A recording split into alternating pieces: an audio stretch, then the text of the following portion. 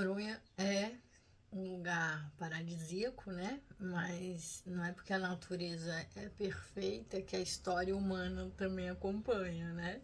Eu acho que se deixasse a natureza seguir o seu ciclo natural, o mundo seria outro. E eu vou contar uma história que é um relato real, tá? É um relato muito forte, muito humano e triste.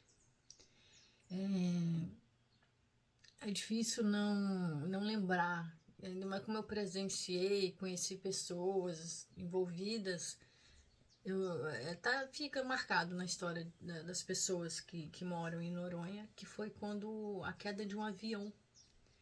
Teve em 1990 um avião que a gente apelidava de Catraia, só que o nome dele mesmo é um bandeirante, é um avião bandeirante, que a gente chamava de Catraia. Ele estava em Noronha, ele tinha pesquisadores que ia fazer um projeto com os tubarões, engenheiros de pesca da Federal, da Rural de Pernambuco, tinha funcionários e tinha moradores.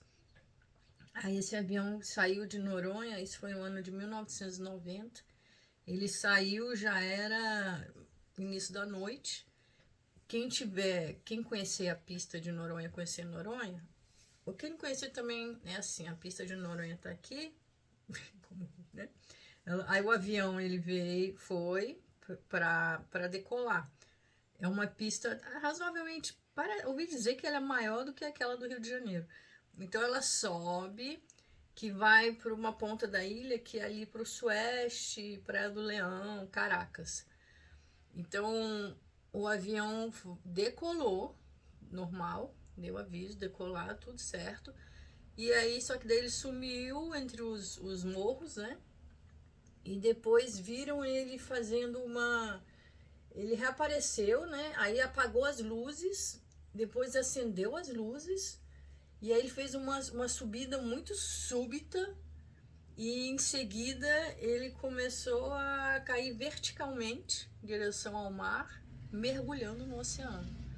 Não houve explosão, né? Houve um estrondo, mas não a explosão. Isso de acordo com os relatos das pessoas que estavam, né, ali no dia e que ouviram. E aí, quando constataram que houve essa queda, a queda do avião, esse grave acidente, né? Foi os mergulhadores da época, que eram o pessoal da Águas Claras, eles foram convocados para poder fazer os mergulhos para tentar achar a famosa caixa preta, para ver primeiro, né, se haviam sobreviventes, né?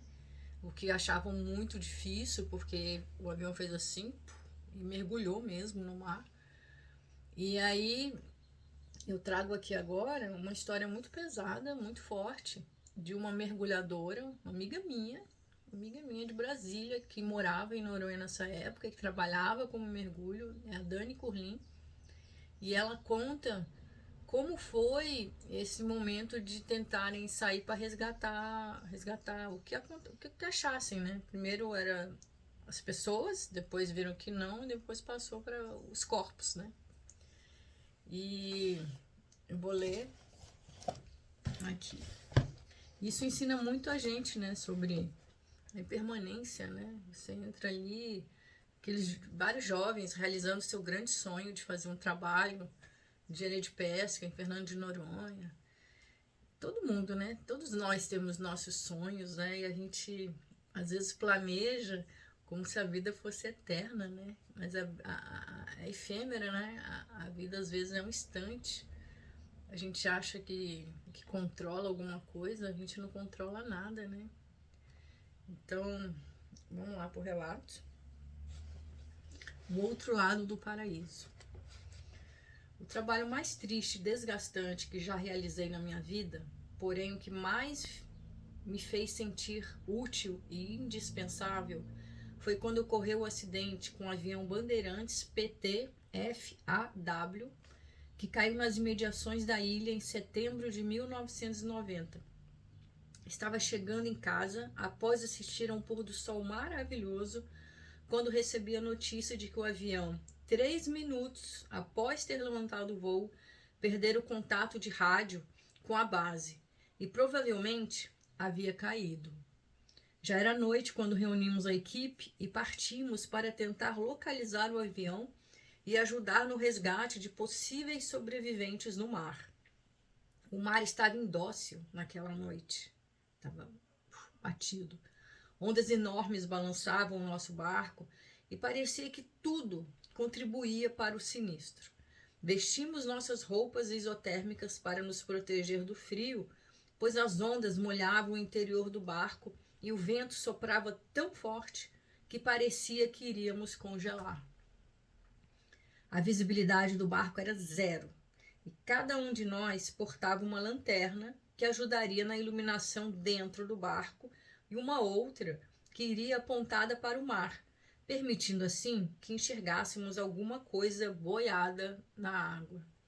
Após 2 horas de navegação, avistamos no mar de fora destroços de fuselagem e coletes salva-vidas boiando sem ninguém. Um pouco mais adiante, um colega avistou alguma coisa e o barco se aproximou para resgatar.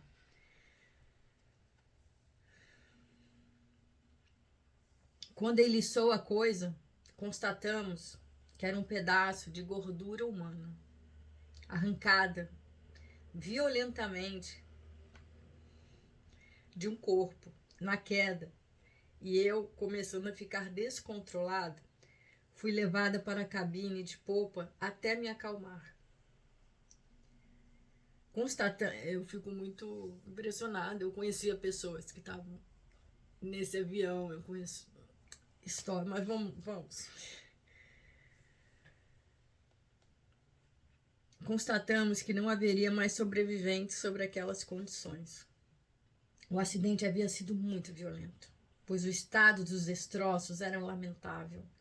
O avião provavelmente havia entrado acelerado no mar após uma possível desorientação espacial do piloto. Começamos a recolher do mar tudo o que encontrávamos pelo caminho. Contudo, não podíamos fazer muita coisa naquela escuridão, senão retornar e esperar o dia amanhecer. Essa noite realmente foi terrível, pois os pesadelos me acordaram umas 3 vezes durante a madrugada. Me lembro que em um deles eu me encontrava dentro da água, tentando salvar as vítimas, que apavoradas tentavam agarrar a minha mão, e eu ficava agoniada sem conseguir alcançá-las. Essas pessoas me pediam ajuda e eu não conseguia socorrê-las. Acordava chorando e rezando por suas almas. No dia seguinte, chegaram à ilha uma corveta da Marinha, o Corpo de Bombeiros do Recife e o pessoal da Aeronáutica, a fim de prestarem auxílio na operação, e a nossa equipe saiu para o mar com o objetivo de tentar localizar o avião. A corveta navegou ao redor da ilha, corveta é um tipo de embarcação, e só conseguiu encontrar objetos flutuantes que seguiam o sabor da corrente. A Marinha constatou que não havia, sob hipótese alguma, sobreviventes, mas o que interessava para a aeronáutica estava em algum lugar escondido no fundo do mar. Já que nada mais poderia ser feito com relação ao salvamento de vítimas, seria agora necessário descobrir o local do impacto e localizar o avião, pois as peças mais pesadas e importantes para determinar a causa do acidente estavam lá, em algum lugar no fundo do oceano. Como a equipe de mergulhadores conhece bem os locais submersos da ilha, nos oferecemos como voluntários para procurar o avião no fundo do mar. No começo, achei a ideia absurda, pois era como se nos oferecêssemos para procurar agulha em um palheiro. Contudo, com a ajuda de testemunhas que viram o avião cair na água e marcaram visualmente o local da queda, conseguimos uma boa orientação sobre o possível local do impacto. Fizemos então uma espécie de microlocalização do local através de cálculos que envolviam o tempo de contato com o piloto do rádio, a direção de voo e o sentido da força da correnteza. Começamos a observar a direção que seguiam os destroços com a correnteza e resolvemos cair na água de apneia em cima do primeiro destroço que avistamos. Nadamos então no sentido contrário da correnteza e, como o mar estava muito batido, comecei a ficar meio tonta, com a cabeça virada para o fundo. Notei que uma grande barracuda me seguia o tempo todo, me causando um certo receio de um possível ataque, Barracuda é um peixe, tá? Porém, parei de me preocupar com ela e prossegui no trabalho de localização. Após 2 horas de busca, 2 dos nossos mergulhadores que estavam mais à frente conseguiram avistar a parte maior que sobrou do avião, e essa não devia ter mais de 2 metros quadrados, transformado em um amontoado de ferro velho. Localizamos o avião no fundo e mais uma vez me orgulhei do pessoal da nossa equipe. A minha função, como sempre, seria filmar os destroços do avião para mostrar ao pessoal da aeronáutica, que não mergulhava, o estado do que restava do avião. A Daniela era cinegrafista da Águas Claras nessa época. O mergulho com equipamento seria difícil devido à profundidade do local, que chegava a 45 metros. Por isso, o nosso tempo de fundo não deveria ultrapassar os 9 minutos descritos na tabela. Difícil também seria mergulhar contra a correnteza, que chegava até 2 nós, e decidimos então amarrar um cabo-guia do barco até o fundo para que pudéssemos nos segurar até atingirmos essa profundidade, evitando assim que o excesso de esforço contribuísse para aumentar a ação na narcose. A narcose é quando a gente faz um mergulho a determinada profundidade e é como se você tivesse embriagado. Você às vezes não sabe nem se você está subindo ou descendo, você fica desorientado. É muito comum quando a gente faz mergulhos mais profundos.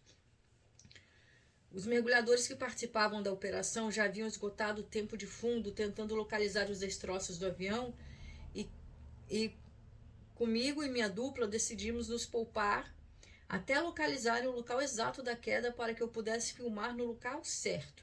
Nos equipamos com muita dificuldade, devido ao balanço das ondas, escorreguei 2 vezes no barco, machucando a cabeça na torneira do cilindro presa às minhas costas. Consegui ir para a água e fiz o sinal de descida em direção ao avião destroçado, e devido a uma forte concentração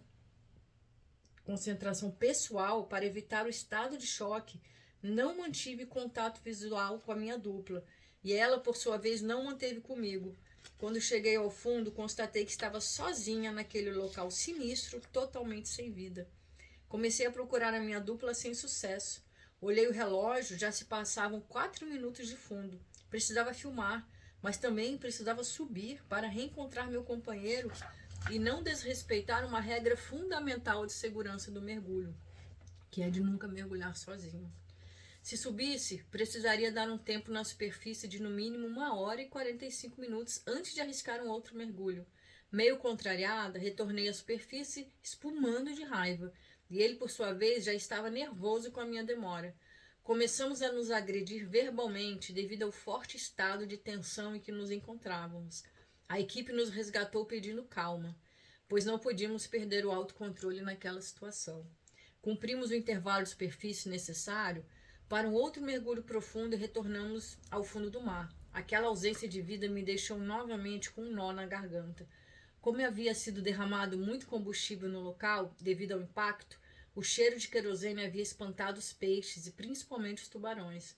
Comecei a filmar tudo o que ia encontrando pela frente, como roupas, inclusive até de uma criança que estava a bordo, malas, escova de dente, bancos e até mesmo restos mortais, como pedaços de pernas e braços totalmente dilacerados, que resolvemos levar para a terra com a finalidade de serem enterrados simbolicamente por seus familiares. Eu filmava tudo e a minha vontade era de sumir naquele lugar cheio de tristeza e sofrimento, mas precisava controlar as emoções e manter o sangue frio, tentando ajudar à minha maneira através dessas imagens. Foram realizados 3 dias consecutivos de operação, e no último dia conseguimos, junto ao pessoal do Corpo de Bombeiros do Recife, içar do fundo do mar as peças de maior interesse para os especialistas. Estava terminada a nossa missão. Passado 3 dias, me dei conta do trabalho que realizei e caí em um terrível estado de depressão profunda, pois na hora em que estava engajada na operação, me fechei para as emoções e procurei agir profissionalmente. Contudo, logo depois as emoções até então contidas vieram de uma só vez, fazendo com que precisasse me ausentar da ilha por um período, decisão essa que tomei logo a seguir. Durante esse período longe da ilha, tive condições de refletir melhor sobre todos os acontecimentos E entender também que em alguns trabalhos é preciso aceitar o sinistro e alcançar profissionalismo suficiente para ter condições de lidar com ele. Bem, esse é um relato extremamente forte, né? Dessa equipe da Águas Claras, que é uma equipe de 1990, hoje continua, a gente tem as Águas Claras ainda em Noronha, mas são outros donos, já passou por várias gerências, vários outros proprietários. E como é, né? Como a vida muda em segundos, né? Como a gente não controla nada. São histórias difíceis que a gente, quando vai para Noronha, eu acho que elas têm que estar ali, sabe? Não é para ficar, é para mostrar uma coisa sinistra que aconteceu em Noronha. Não, é para saber, faz parte da história de Noronha. Existem várias famílias que moram lá, que são filhos, sobrinhos, netos, amigos de pessoas que estavam nesse avião, né? E essa história fala muito sobre essa impermanência da vida, né? Que tudo pode mudar, né? Então, pra gente ser sempre muito grato ao momento, né? Confiar, acreditar e valorizar, né? Eu quis mostrar a profundidade de. Eu acho que todo lugar tem as suas histórias, né? Todas as pessoas têm uma vida importante a ser valorizada, mas como a minha 37 anos da minha existência são em Fernando de Noronha, são as histórias que eu mais conheço. E não conheço só de ouvir dizer, né? Nem só de vivenciar, mas de sentir, né? Elas fazem parte da minha vida, né? Então é isso. Se você gosta de histórias, nem sempre vão ser histórias assim tão tristes, né? Mas histórias profundas, né? Sempre com um porquê daquilo.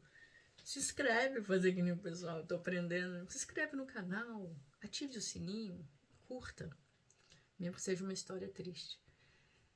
Então é isso, muito obrigada para quem ficou até aqui.